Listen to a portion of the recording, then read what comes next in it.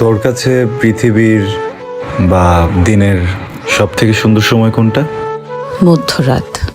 কারণ তখন পুরো পৃথিবী ঘুমিয়ে থাকে। আর যদি জোছনার রাত হয় তাহলে তো কথাই নেই। পৃথিবী কখনো ঘুমায়? পৃথিবীর এক প্রান্ত যখন ঘুমায় আরেক প্রান্ত তখন জেগে ওঠে, বুঝছিস? আমার কাছে দিনের সব থেকে সুন্দর সময় কোনটা জানিস? এইটা, যখন দুপুর, সন্ধ্যা, রাত সব এক হয়ে যায়, পুরো জগৎ একসাথে মিলনে ব্যস্ত হয়ে পড়ে। মানুষ তো আছেই, প্রকৃতিও বাদ যায় না। ওয়েট, তোর মতলবটা কি বলতো?